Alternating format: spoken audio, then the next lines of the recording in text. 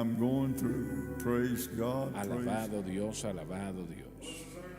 Vamos al libro de Apocalipsis en esta noche, capítulo 2, y esto es para todos ustedes que nos acompañan, donde quieren en el mundo que estén. Soy el evangelista Jimmy Swaggart, me acompaña el doctor David Watts, Lauren Larson, Gabriel, Donnie, y ¿quién más? El doctor Smith, John, y también está con nosotros Mike. Y qué bueno tenerles a ustedes con nosotros, quiero que sepan. El libro de Apocalipsis no se enseña frecuentemente porque es difícil de entender, realmente que lo es. Así que la mayoría, bueno, yo recuerdo que yo no recibí una carta, pero alguien me dijo que fue en Centro, Suramérica, tal vez África, pero no fue aquí. Y uno de los pastores, junto a otros que estaban con él, le habían dado una Biblia de estudio del expositor. Y él estaba tratando de enseñar el libro de Apocalipsis. Y él se sentó debajo de un árbol, así me contaron, ¿no? Y dijo, Señor, yo no conozco nada sobre el libro de Apocalipsis. Realmente yo no sé qué decir. Yo no sé cómo tratar de enseñarlo porque no lo entiendo. Y me puedes ayudar, por favor. Y él abrió la Biblia y se abrió en el libro de Apocalipsis. Él se asustó. y ahí estaban las notas de comentario y dijo, gloria a Dios, tengo algo con que presentarle a la iglesia y ayudarles a entender este gran libro. Así que les damos la bienvenida a todos y esperamos que el Señor les bendiga abundantemente el día de hoy. Y yo sé que así Él lo hará. Vamos a Apocalipsis, por favor, capítulo 10. Apocalipsis, capítulo 10. Vamos al versículo 1. Oremos. Padre Celestial, gracias por tu gracia y misericordia. Señor, por tu gracia nosotros vamos a vencer. Empezamos con Jesús y vamos a vencer. Pagaremos el precio, lo que hagan los demás. Hemos empezado a caminar con nuestro Señor y por la gracia de Dios vamos a vencer. Yo pido que tú hagas esto real en esta noche, a este tu pueblo, que tú les bendigas abundantemente donde quiera en el mundo que ellos estén. Y hay algunos, Señor, que están en medio de dolor, que están enfrentando problemas que desconocen, pero darles seguridad en esta noche, Señor, de que tú vas a abrir puertas. Ayúdales a decir lo que dijimos esta noche, voy a vencer, pagaré el precio. Y Señor, yo pido que tú nos des la dirección para que el pueblo pueda recibir esa dirección que ellos necesitan un toque, solución, respuesta, y solo tú tienes esa respuesta. Así que yo pido que tú les ayudes y lo pido en el nombre de Jesús. Amén y amén. Donnie, vamos a empezar a leer en el versículo 1 en el capítulo 10 de Apocalipsis. Y vi otro ángel fuerte descender del cielo. Este es Cristo. Cercado de una nube. Se refiere a la gloria de Dios sobre él, ya que él es Dios. Y el arco iris sobre su cabeza. Se refiere a paz y misericordia, lo que simbolizaba el arco iris. Y su rostro era como el sol. Corresponde al grado de gloria, y esto es una gran masa de gloria. Y sus pies columnas de fuego. Se refiere a juicio. Con rechazar la misericordia y la paz siempre trae juicio. Una vez más. Y tenía su mano un librito abierto. Este es Cristo. Dice su rostro, el arco iris. Se refiere a la gloria de Dios de él, que era Dios. Y el arco iris sobre su cabeza. Se refiere a paz y misericordia. Y su rostro era como el sol. Corresponde al grado de gloria. Y sus pies como columnas de fuego. Se refiere de juicio. Cuando se rechaza la misericordia y la paz, entonces ocasiona el juicio. Bien, este capítulo, el capítulo 10 de Apocalipsis, donde estamos en esta noche, presenta quién y qué es verdaderamente Jesús. Cuando Él nació de aquella virgen, unos 2000 años atrás, Él nació en el hogar de un campesino, ¿no? Era la casa de un campesino. Tiempo atrás, yo vi un documental sobre el tipo de casas y edificios que se creaban o se construían en el tiempo de Cristo. Y decían, y era muy correcto, que en aquel momento el estatus de vida en el que Jesús nació les decía que José y María eran campesinos o pobres, ¿no? Consecuentemente Jesús de la misma manera. Josefo dijo que él se ganaba la vida como carpintero, hijo de un carpintero. Su padre José era un carpintero, ciertamente. La nación de Israel en aquel momento decían que un hombre que tenía que ganarse la vida con las manos era un hombre que se consideraba un campesino, porque si tenía la habilidad de hacer otra cosa no se ganaba la vida de esa manera. Y dijo Josefo que el pueblo de Nazaret lo podían ver a Jesús caminar entre aquel lugar. Y yo he visitado ese lugar muchas veces. Nazaret está vamos a decir, en una área que parece una de cabaña, ¿no? Hoy en día ya han disminuido ese terreno bastante, pero en aquel tiempo de Jesús no era así, era un valle básicamente. Y yo subí encima de la colina donde Jesús estuvo, donde de hecho lo llevaron y de esa colina lo iban a lanzar, porque él se había proclamado el hecho de que él era el Mesías. Y Josefo dijo que lo podían ver salir con maderos en sus hombros. Así lo veía la gente allí. Así es como él se ganaba la vida, sudando. Entonces, ¿por qué piensan ustedes, caballeros, que el Señor tuvo su Hijo, el Hijo del Dios viviente, el Señor de la gloria, el Creador de todas las cosas? ¿Por qué piensan ustedes que Dios lo puso en ese tipo de ambiente? Ese tipo de ambiente. Antes de entonces Jesús moraba en una luz que ningún hombre podía ver. A través de ella su gloria se mostraba o emanaba de ella. ¿Por qué piensan ustedes que Dios puso a Jesús a vivir la vida de un campesino por 33 años? Jesús primeramente tenía que venir a redimir a la humanidad del pecado. Su propósito era de venir como el pastor. Nació en un pesebre, de hecho fue puesto en un lugar donde se alimentaban a los animales, nació entre animales ahí. Su propósito era ser un pastor para dirigir al pueblo a la justicia y pagar la deuda del pecado. Así que en su primera venida Israel no reconoció la venida del Mesías y su misión. Ellos buscaban lo que sería la segunda venida como rey, reinando y gobernando. Vemos eso en una imagen de la historia del pequeño libro del Cantar de Cantares, donde Salomón y la mujer, él la vio, su hermosura, era una persona humilde, y su atracción no fue por la grandeza, sino por el pastor, y así de igual manera Israel tiene que enamorarse del pastor antes de aceptarlo como rey. Sé que cuando yo estaba escuchando comentarios sobre eso me sorprendió. Salomón trató de controlar la mente de esa sodomita, que era una mujer muy bella, una joven muy bonita. Lo detuvo, su hermosura lo detuvo. Exacto, a eso me refiero.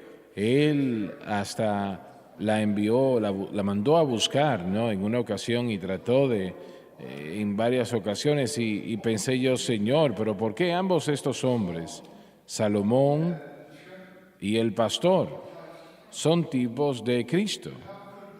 Entonces, ¿cómo es eso posible? Y yo pensé en eso tantas veces, porque yo realmente no entendía el por qué, pero sabía que ambos estaban allí. Uno era pobre y el otro era un multimillonario, tal vez el hombre más rico del mundo en ese momento. Y un día en oración el Señor me habló y me dijo, lo que acabas de decir, que Israel tenía que aceptar al campesino antes de aceptar al rey. Así es. Y en un sentido de la palabra, toda persona tiene que hacer exactamente lo mismo. En Isaías dice que no tenía hermosura que le pudiéramos desear. Y no se está refiriendo a su hermosura, sino tenía que ver con su posición. Y eso es importante porque una vez más podemos ver al entrar al capítulo 53 después, nos habla de su sacrificio. El énfasis en su primera venida era pagar por la deuda de pecado. Él vino en humildad y murió en debilidad para hacer el sacrificio de la humanidad. Así que cuando Jesús vino, Él no buscó la aprobación de nadie en nada que Él hizo. Él nunca buscó la aprobación de los fariseos, o quien quiera que fuese. Él nunca buscó eso. Él nunca pidió tampoco permiso por nada que Él hizo. Él totalmente los ignoró. Y eso es lo que los airó tanto, porque ¿cómo es eso que este campesino, y él pudiendo responder las preguntas más difíciles, no causó que ellos fueran humildes, sino les molestó? ¿Cómo es eso que él tiene tanta sabiduría? ¿Cómo es esto posible si él es un campesino? Entonces, él no es nada, no es nadie. Y volviendo a la primera pregunta, el problema del hombre es el orgullo. Y yo siento que Jesús nació como nació. Dios lo quiso de esa manera para derribar ese orgullo. Adelante. Pablo le escribió a la iglesia de Corinto y dijo, no muchos poderosos, no muchos sabios, no muchos nobles Son llamados. o que recibirían el llamado. Y esa es una imagen, un ejemplo del mundo, como usted dijo, que le ha dado la espalda a él. No quería tener nada que ver con él. Sin embargo, él era el Rey de Reyes y el Señor de Señores. A la gente le gusta ir a la iglesia que es popular, popular en la ciudad. Y es la razón por la cual el Pentecostés ha tenido que vencer tantas cosas a lo largo de los años, porque no es popular.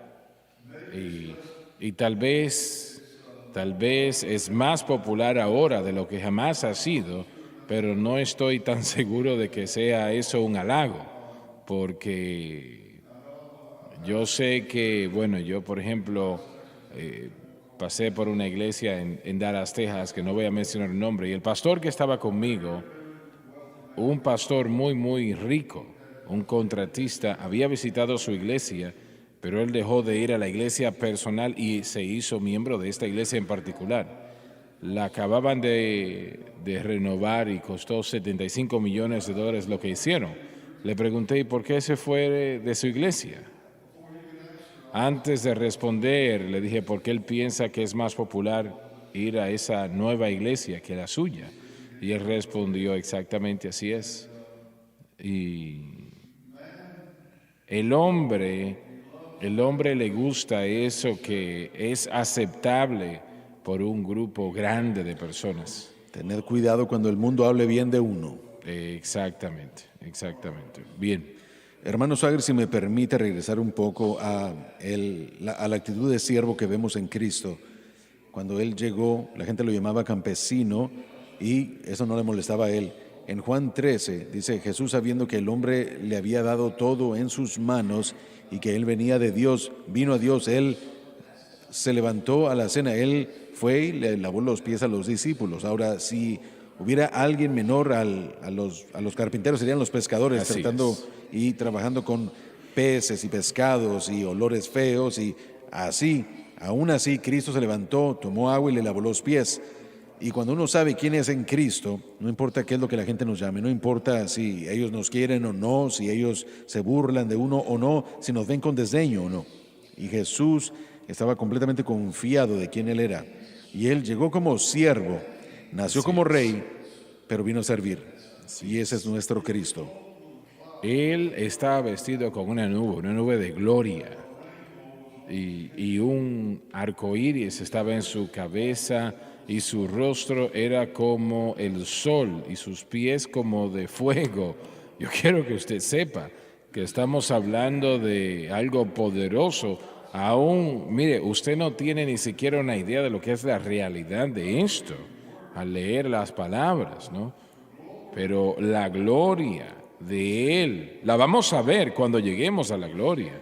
La veremos y le veremos a Él, ¿no? Usted sirve a un Dios grande. Usted sirve a un Redentor maravilloso, un Salvador glorioso. Él era un mendigo o un campesino, pero ya no lo es. Muy bien. Hermano Swagger, algo más que quisiera mencionar es que Juan, como hemos dicho antes, él vio esto, él estaba escribiendo lo que él vio. Así Esta es, fue una así es. visión, no fue una inspiración en el sentido de solo escritura como las otras epístolas, sino una visión que él debía escribir. Y Así es. tal vez fue algo glorioso para él describirlo así. Tenemos el arco iris aquí como una señal de la fidelidad de Dios a su promesa de pacto, queriendo decir que cada promesa en este libro es sí y amén en él. Nosotros tenemos privilegios el día de hoy y podemos llamar e invocar las promesas de Dios y estar seguros de que podemos tener esas promesas: vida eterna, paz con Dios a través de la sangre de Jesucristo, la paz de Dios para caminar a través de este mundo, el poder del Espíritu Santo para vivir con justicia. Nosotros tenemos privilegios cristianos maravillosos. Así es. Y gracias a Dios por eso. Amén. Afortunados de tenerlo. Así es. ¿Alguien más quiere hacer un comentario? Creo que es interesante notar que el capítulo 9 terminó con las 6 de las 7 trompetas y el capítulo 10 tenemos a la 7ª trompeta por venir. Así es. No ha sonado aún hasta el capítulo 11, así que tal vez en este punto del capítulo 10 Dios está dándole a la humanidad más tiempo para arrepentirse. Es un tiempo de misericordia, dándole más tiempo para arrepentirse.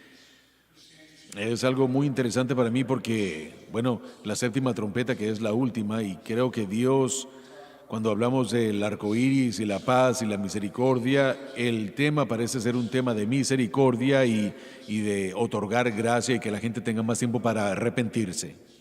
Tipificado Amén. por el Arco iris, arco iris.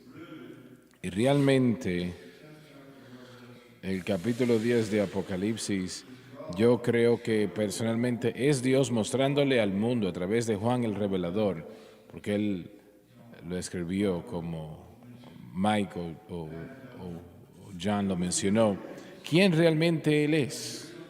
Y aquí hay otra cosa que este capítulo presenta, creo.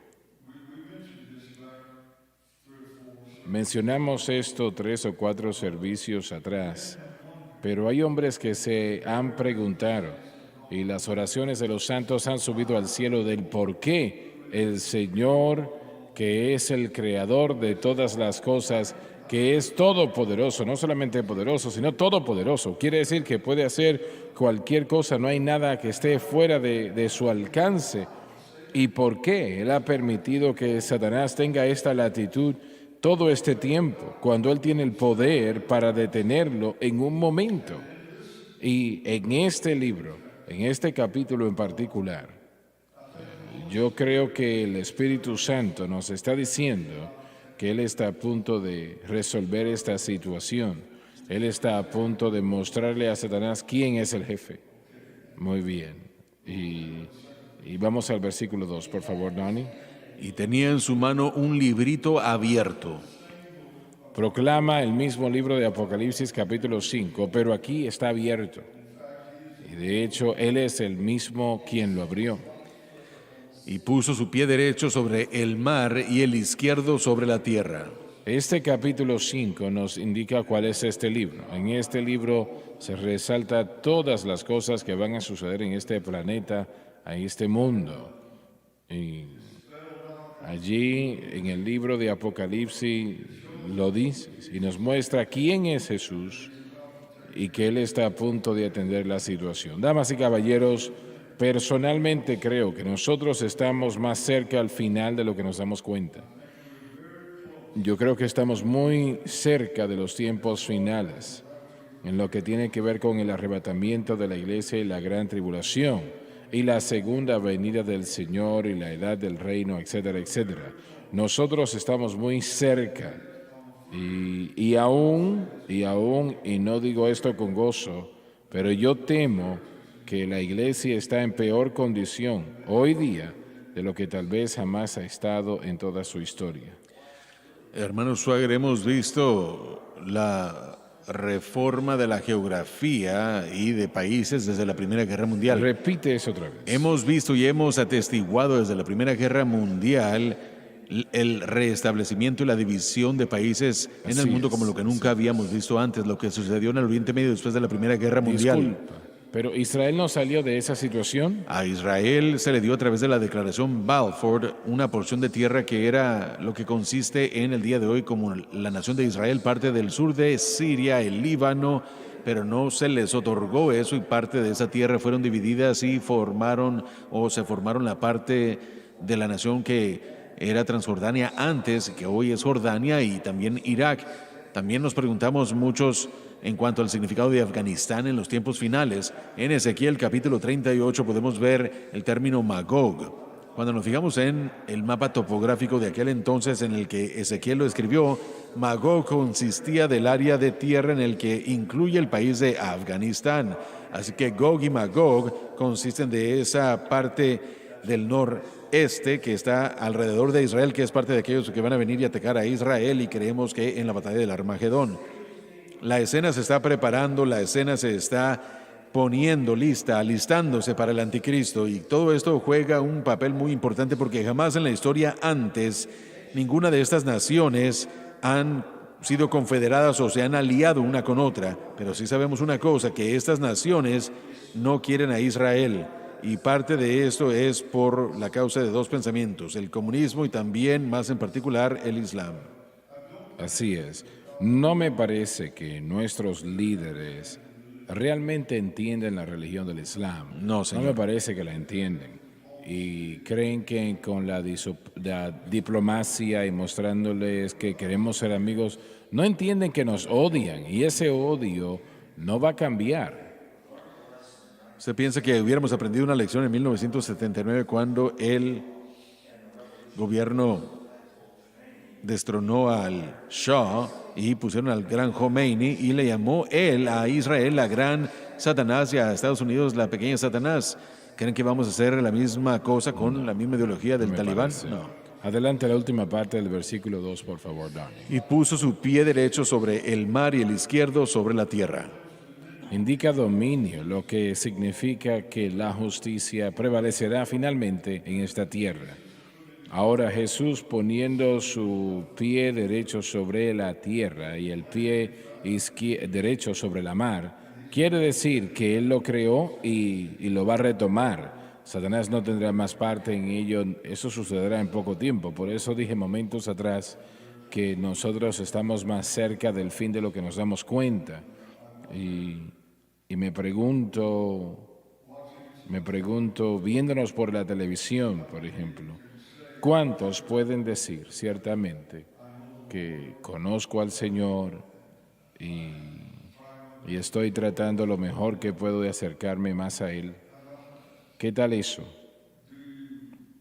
¿Verdaderamente está usted cerca del Señor? ¿Verdaderamente? Debe de considerar eso un momento. Muy bien. Y clamó a gran voz como cuando un león ruge. Significa poder y victoria. Y cuando hubo clamado, los 7 truenos emitieron sus propias voces. No nos dicen cuáles son estos 7 truenos o lo que significa. Tenemos 7 sellos, 7 copas y 7 trompetas y 3 ayes que se nos entregan aquí. Y el Señor, como veremos, le va a decir a Juan que Él no lo quiere. No quiere que Él cuente lo que ha visto en lo que tiene que ver con eso, estos 7 truenos. Yo diría que de una manera u otra tiene que ser juicio, mientras los sellos presentan juicio en gran manera también. La trompeta, esas 7 trompetas son también 7 juicios. Pero ¿por qué piensan ustedes que el Señor no quiere que Juan escriba lo que ha visto en lo que refiere a estos juicios? ¿Por qué piensan que el Señor le dice eso de esa manera? ¿Alguien tiene alguna opinión? Solamente el Señor puede juzgar en justicia. Él no necesita ayuda, Él es el juez justo. Así Vemos es. un ejemplo de la representación de Cristo como el león de Judá. No lo vemos a Él como el Cordero de Dios ya más. Bueno, sí es el Cordero de Dios, pero no es visto aquí por Juan. Él está viendo y escuchando a un león rugiendo. Un león rugiendo, lo interesante de cómo pelea un león es de esta manera. El macho ruge significativamente fuerte.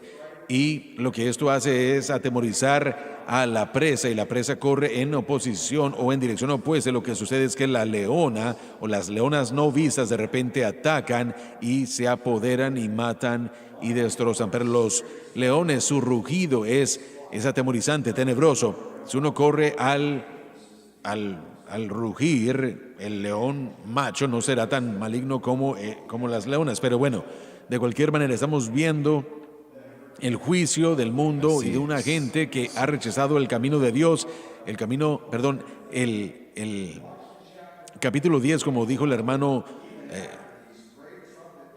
el doctor, hablando de los juicios, de cómo se derramó todo, cómo Dios, o más bien cómo el hombre rechazó a Dios y clamaba su misericordia.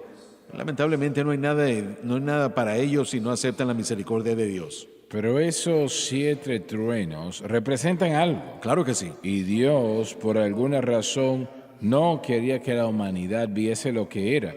No sé si eso quiere decir que era algo tan terrible que no quería. Si a Juan no se le permite decir qué era lo que estaba viendo, entonces uno piensa, ¿por qué está registrado esto? Creo que parcialmente era porque Dios nos quería dejar saber que algunas cosas de la profecía son misterio y simplemente no vamos a saber total y completamente. Algunas cosas son un misterio y tenemos que confiar en Él. Tal vez no podemos ver todas las cosas cuando estemos haciendo exposición de Apocalipsis. Hay cosas que van a permanecer como misterio hasta el final de los tiempos. Así es, pero Él sí, Él permite que Juan vea cuáles fueron estos truenos, pero le dice no escribas de esto. Y él realmente, Dani. Uno puede leer a muchos autores y especulan acerca de esto, pero solo es especulación, simplemente no. ¿Y cuál es la suya? Bueno, yo especulo que es un misterio y yo realmente no lo sé. Cuando yo me fijo en diferentes cosas en Apocalipsis, yo le doy gracias a Dios que no me dio la revelación para escribirlo porque hay muchas cosas que yo no hubiera podido entender. También a Daniel se le dijo que sellaran las cosas hasta que terminara el tiempo, y creo que es todo tipo de situación. Creo que durante ese margen de tiempo la gente podrá entender lo que está pasando, pero creo que así como a Daniel se le dijo que no revelara esas cosas hasta que llegara el tiempo del fin o el fin de los tiempos, tal vez pueda ser lo mismo, pero yo estoy de acuerdo que tal vez es algo que estremeció a Juan hasta lo más profundo de su ser, especialmente cuando Dios le dijo que no. ¿Estás pensando que Juan tal vez dijo, Señor, tengo que...? Creo que Dios vio la reacción de Juan. Fue determinado ya esto, que no iba a ser registrado, así como con Daniel, sella estas cosas para el tiempo por venir. Y como sabemos, porciones de Daniel, Judá no leía, y aún hasta Isaías 53 era prohibido para ellos leerlo. Ahora Isaías 53 pueden ver ellos mismos como ese siervo sufrido de Isaías 53. Notemos también que estos 7 truenos dijeron voces, propias voces, que tal vez pueden ser, tal vez son otros ángeles, 7 ángeles, ¿no? Que van a estar diciendo estas palabras, dando esas voces. Así que vemos ángeles en contexto usando en Apocalipsis juicio, Pero también vemos ángeles en el libro de Apocalipsis volando por los aires proclamando el Evangelio. Así que hay Así mucho es. que podemos especular, pero es mejor, francamente, dejarlo como un misterio. No es para nosotros en este tiempo. Lee el versículo 4, Donny, por favor. Y cuando los 7 truenos hubieron hablado sus voces, yo iba a escribir. Proclama el hecho de que Juan escribió todo esto, lo que se refiere a la totalidad del libro de Apocalipsis. Y oí una voz del cielo que me decía, sella las cosas que los 7 truenos han hablado y no las escribas. Juan sabía cuáles eran, pero les fue prohibido referirlas en el libro. Por lo tanto, no sirve de especular. Y el ángel que vi estar sobre el mar y sobre la tierra levantó su mano al cielo. Presenta principalmente la mano derecha con el libro en la mano izquierda con respecto a un juramento. Adelante.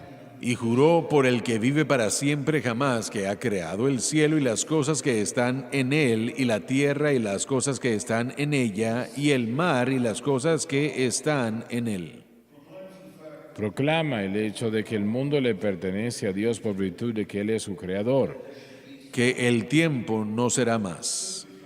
Pudiera traducirse que ya no vaya a tardarse. La oración de Cristo, que venga tu reino, sea hecha tu voluntad en la tierra como en el cielo, está a punto de cumplirse. La oración que Jesús oró, Padre que estás en los cielos, santificado sea tu nombre en la tierra como en el cielo. Danos hoy nuestro pan de cada día y perdona nuestras transgresores como nosotros perdonamos a aquellos que transgreden en contra de nosotros. Así que nosotros en el marco de tiempo de este libro de Apocalipsis, esto casi es el punto medio. Este es casi el punto medio. El verdadero juicio está a punto de comenzar.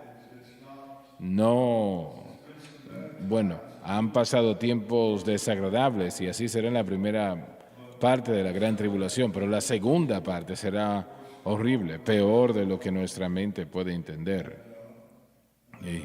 Y allí es cuando Satanás será echado a este planeta finalmente y va a tratar entonces de destruir al Señor Jesucristo, que es absurdo, no puede hacer eso, pero Él va a tratar de destruir al pueblo de Dios Israel. No tendrá éxito, pero va a tratar.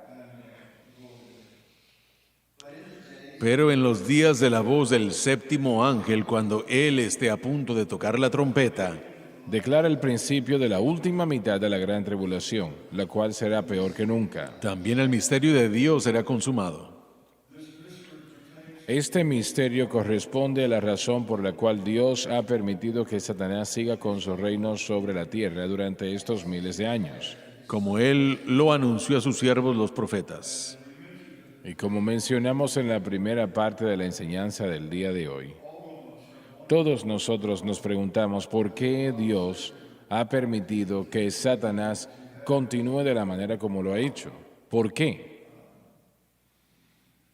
¿Realmente tienen ustedes alguna idea al respecto? ¿Por qué el Señor ha permitido que Satanás continúe durante estos miles de años cuando tiene el poder? Él es omnipotente, es todopoderoso, para detenerlo en cualquier momento. Creo que Satanás juega un papel clave en la formación del pueblo de Dios. Creo que él juega un papel oficial. No se ve él como tal, pero él es una herramienta en las manos de Dios. Él no puede hacer lo que él quiere, él tiene que pedir permiso, aún para zarandearnos como a trigos, o como se nos dice en los evangelios. Así que yo creo que el zarandear al pueblo de Dios es hecho por Satanás, pero toda tentación está en las manos de Dios. Todas estas pruebas están en sus manos y Dios mismo no es malo. Y a menudo lo he citado, pero siento como que se refiere a Satanás. Isaías 54, me parece, dice que yo he creado al destructor para que destruya.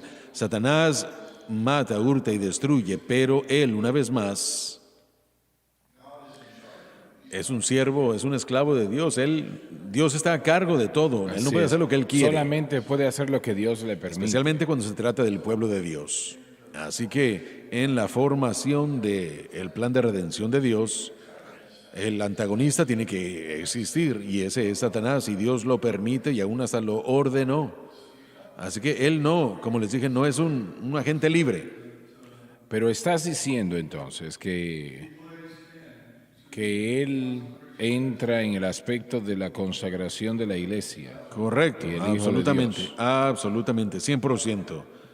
Y cuando usted junta eso con los problemas que tenemos como resultado de la caída, entonces él es un gran antagonista, pero el creyente tiene la capacidad de levantarse por encima de él y de caminar por fe. Pero es para desarrollar la fe de los Yo santos. diría que esa es la respuesta simple. En cada ocasión no podemos definir lo que Dios está haciendo, que esa es una imposibilidad. Pero Satanás no es un agente libre, él está bajo el pulgar de Dios. Nosotros vemos en el libro de Job que tiene que presentarse ante Dios. Dios no tiene adversario, Satanás no es ni siquiera un adversario digno para Dios.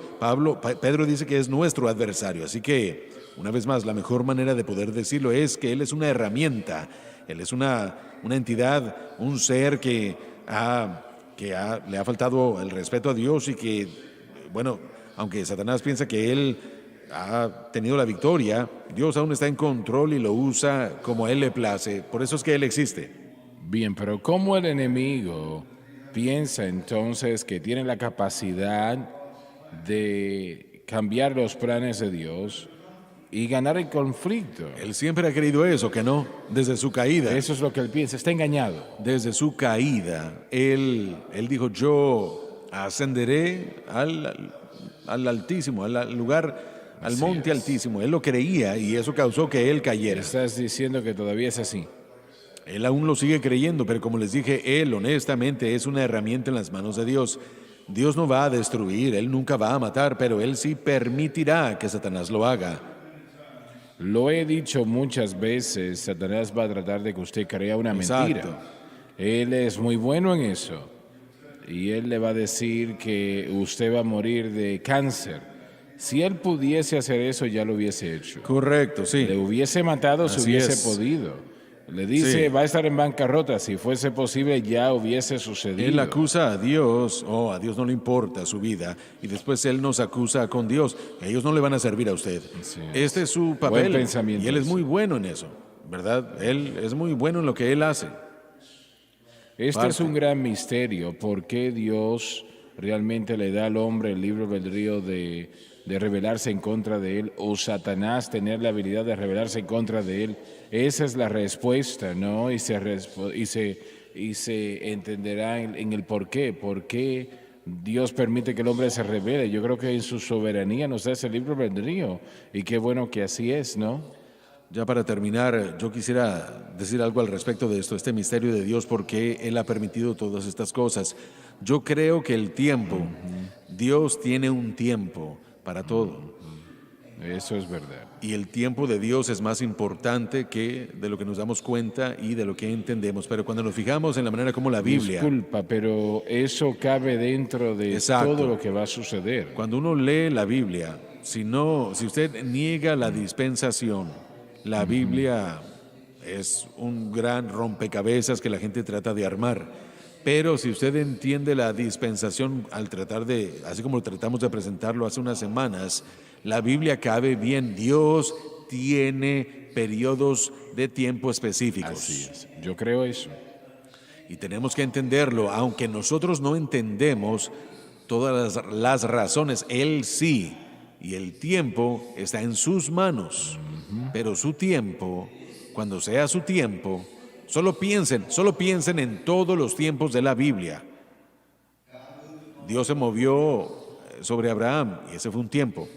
Su plan comenzó a desarrollarse. Israel entró en sus problemas. El tiempo de David, el tiempo de Dios. Vemos todo esto. Estoy estudiando el libro de Lucas ahora mismo, cuando el ángel Gabriel le apareció a Zacarías y le dijo: hemos escuchado vuestras oraciones, las oraciones de Zacarías y su madre con respecto a un hijo, pero la idea Es que Dios no había respondido la oración, el vientre estaba cerrado. Ellos se habían rendido, habían dejado de creerle a Dios. Pero en esencia Dios le dijo, pero ahora es el tiempo y yo voy a traer a tu hijo, a Juan, que será el profeta más grande y que presentará la venida. Todo tiene un tiempo. Podemos ver las cosas que desvanecen y de repente, ¡boom!, Dios hace algo más. En la totalidad del tiempo, ¿no? Así es. El tiempo de Dios. El versículo 6 dice que para que ya no haya más tiempo, para que el ángel anuncie que el tiempo se ha acabado, que el tiempo no será más. El final del tiempo de Dios ya no hay vuelta atrás, es la culminación del plan de redención de Dios. Aún hasta lo digo de esta manera. Yo creo que en la omnisciencia de Dios, Él se sentó y dijo, esto va a suceder aquí, esto va a suceder acá y esto va a suceder allá, y entonces el fin vendrá. Así es como yo lo veo. Bien. Vamos a continuar en el versículo 8, por favor. Y la voz que oí del cielo hablaba otra vez conmigo. Es la misma voz que le dijo que sellara estas cosas, los 7 truenos pronunciados, y que no los escribiera.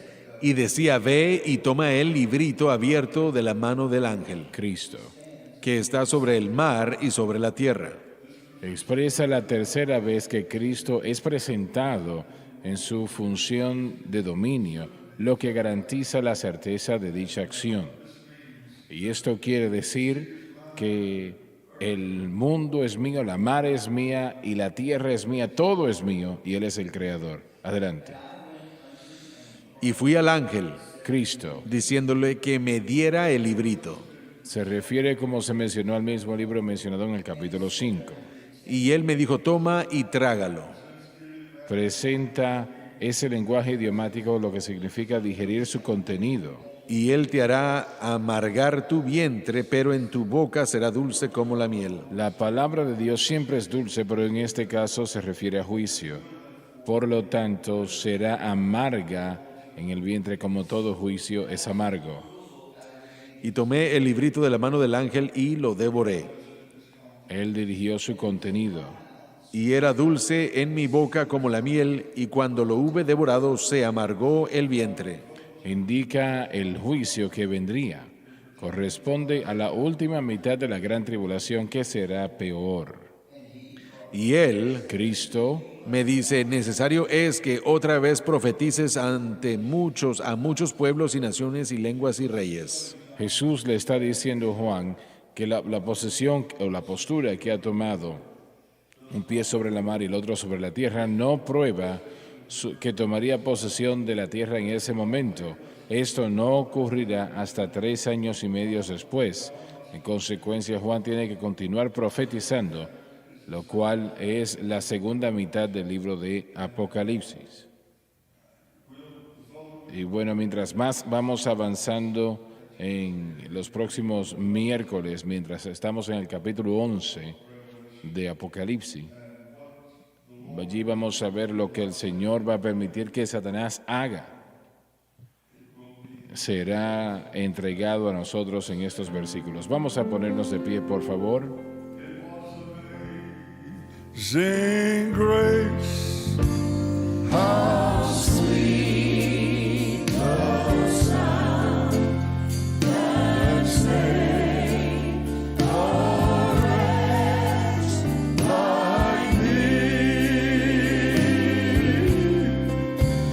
I once was lost, but now I'm found.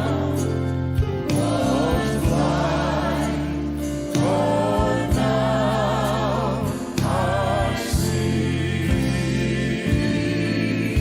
We'll see you Sunday morning. Nos vemos The el Lord domingo bless en la you. mañana. Dios les bendiga. Esperamos que haya sido bendecido y que haya disfrutado de este servicio en vivo del Centro Familiar de Adoración. Ubicado en Baton Rouge, Luisiana, en el ministerio de Jimmy Swaggart, tiene 3 servicios por semana. Los domingos a las 10 de la mañana y a las 6 de la tarde. Y los miércoles a las 7 de la noche, hora centro. Todos los servicios son transmitidos en vivo a través de la cadena Sun Life, la cadena radial Sun Life, en línea en sunlifetv.com y en la aplicación SBN Now. Para unirse a la Iglesia de Medios, llame al 1-800-288-8350 o en línea en jsm.org.